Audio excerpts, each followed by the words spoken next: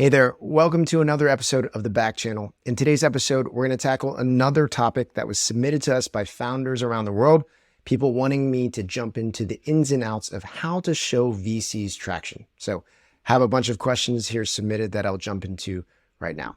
All right, so the first one is someone being interested to hear how I think macroeconomics end up affecting the targets that VCs are looking for. The person said, from what I've seen, both which metrics matter most and what those metrics need to hit varies by macro market factors. So my general feeling on how macroeconomic conditions impact VCs is it impacts how risk averse they are. When VCs see that we are in good times or they expect good times to be coming soon, they will become a little bit bolder in the way they invest. They'll invest in the future. They'll look at less data and say, well, I think there's an opportunity. I want to go after that. And there will probably be other VCs competing for deals more heavily because of the same exuberance around the market. And so when you see that happen, you see the requirements for marks that need to be hit come down a little bit. You see it a little bit easier to convince VCs more around story rather than actual metrics. And the opposite is true as well. When people are a little bit scared about what's going to happen, when they're unsure about the macroeconomic environment, when they're unsure of what the presidency will do in terms of impacting their ability to make money, well, then you'll see people pull back and require the bar in terms of metrics to be much higher. So we don't need to get into details around that, but it does impact the requirements. And I think you'll have to take an assessment of when you're raising, what people are feeling, and whether or not the mood is positive, overly positive, or overall negative. Okay. Next, at the earliest stages, sometimes people try to use a SaaS playbook metric like CAC, retention, margins, etc. And those might not be good for certain companies. I think this founder was obviously interested in their own because he feels like those metrics make my company feel too early. His question is, how do you pull them away from those core metrics without seeming too invasive? And what do you point them at instead? The thing that I would anchor people around is that you have to have numbers that are actually pointing towards progress and validation of some hypotheses. Now, if you're saying that you just don't have the numbers and you want to raise, you might be too early. But if you do have numbers that point to a very specific narrative that says that you are making progress, that you have validated some of your hypotheses, well, then what you should do is wrap the numbers that you do have in a story. You can't just give them numbers for them to interpret on their own. Otherwise, they're going to bucket it, like this founder was saying, into the models that they have in their head already. If you're trying to piece things together, combine a few metrics that you do have that do tell a specific story, then make sure you tell that story. Make sure you wrap your numbers in that story. And then I would also say, be honest with things that aren't amazing. You can be honest, but still position it in a way that allows you to focus on the things that are actually going well, that do fit your story. You can just say that, look, here are some metrics that you asked about. Those aren't amazing, but tell them those aren't the metrics that you've been focused on. You've been focused on these because they drive towards the goals that you're focused on. Okay. Next question. We have a small but dedicated user base that's very engaged. How can we showcase the quality of our traction to investors who are looking for bigger numbers? I'll kind of repeat a very similar answer, which is it might be the case that you actually are too early. The biggest thing you can do in a situation where you're kind of early is that you should be beating your chest and excited about the numbers that you do have with your small but dedicated user base. Be excited about them because of what they tell you about your future opportunities. But don't combine that with begging for investment. Don't say, look, I have these small but dedicated users and they show us that we have this opportunity in front of us. You should invest in us now. The best thing you can do is to share the story without forcing the investment or forcing the ask, and just show them that it's going to keep moving up, because then maybe today is not the time that they'll invest. But soon after, if the investors do see you continue to make progress, continue to have that small but dedicated user base grow, to make it more of a medium-sized but dedicated user base, and then a large one, along the way, if they will have seen that progress, they will be more primed to make an investment. So the biggest thing you can do is tell the great story, but not go chase them and not feel desperate as you talk to them about your user base. Okay. Like many of you, my last venture-backed startup was a SaaS business. In that company early on, we had the opportunity to sell into a large enterprise, but ran into some walls when they asked us if we were SOC 2 certified. Not only were we not certified, we also found out that it would take our small team a ton of time to get that done, and so we ended up abandoning the deal. If you haven't run into a situation like that where a potential customer or investor is asking if you're SOC 2, HIPAA, GDPR, or ISO 27001 certified, you probably will soon.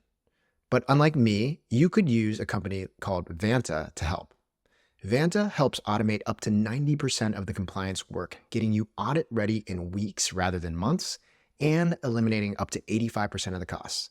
Not only that, but Vanta can start small with you and scale up as you grow, helping you land bigger deals and earn customer trust. The best part is, Vanta is offering funded listeners $1,000 off for going to vanta.com/funded. That's VANTA.com/funded for $1,000 off your service. Check it out. So another person asks, and when it comes to VC traction, what are some red flags or pitfalls to avoid when sharing traction data with potential investors? There are a bunch of them. I think a few that I would put out there are: don't lie, don't overinflate. A lot of times people think that they can kind of fudge the numbers and tell a good story, but more often than not, it's pretty obvious to a seasoned investor when someone is kind of stretching things a little bit too far. The follow-up question that a VC has around the metrics doesn't get answered the right way. It can trigger a lot of alarm bells. And if it's not obvious, realize that those things will catch up to you later, and it doesn't feel great to have to live a lie and continue to reference back what you said if those things weren't true. Also, not knowing your numbers cold is also a red flag. You should be able to discuss the things in detail, discuss conversations around those data points, how you got to them, where they're going, how you're working on them. If you aren't able to do that, that'll be a red flag. It'll feel very amateurish and won't get people excited to back a founder that doesn't know those things really well. Okay, next. We're in a niche market and our traction might look a little bit different compared to more mainstream startups. How can we effectively explain this to investors who might not be familiar with our industry? I love this. There's some nuance here to understand and things that you definitely can do to have a better shot at exciting investors who don't quite know this space. So the first thing I do is say, be prepared with a story or case study that help explain these differences, that help give them a little bit more color and texture to react to. Give them analogous situations, things that allow them to take their existing knowledge and retrofit it into the space that you're actually in. Also, try to catch these misconceptions early and expose them. I think saying something like, I know what you're thinking. You probably see more companies do this. And I thought that too before we really got into this industry and discovered that this is actually how it behaves. So maybe if you know some of these questions are coming, you might want to get ahead of it and expose it in that manner. And then lastly, I would be prepared to have third-party experts ready and willing to talk to them if they wanted to learn more about this industry. You can say, look, you don't have to take my word for it. This is exactly how it is, but I can connect you with X, Y, or Z who can talk you through this. And maybe if you have someone in your network that knows this industry, you should definitely shoot them a note, ask them about this thing. If you can get them slightly interested without fully understanding and then give them an objective way of figuring out what it actually means, this could be really powerful because VCs love getting to something that they realize that other VCs won't be able to see without additional work. This might be even more exciting and turn out to be a boon for you rather than something that holds you back. Lastly, what are some effective ways to present our month-over-month growth to VCs without overhyping our numbers? This founder is worried about setting unrealistic expectations. Great. I think that's the right perspective to have. You don't want to overhype your numbers in a way that are unsustainable. So what I'd say is that, of course, you hope that the current set of meetings that you're taking will lead to a term sheet. But what might help you is approaching the situation and approaching these conversations, expecting that maybe you're going to have to update these investors in the future in order to get them to invest. So if you anchor yourself there, that will probably place kind of a natural governor on the story that you tell or how hard you beat your chest around the state of the numbers.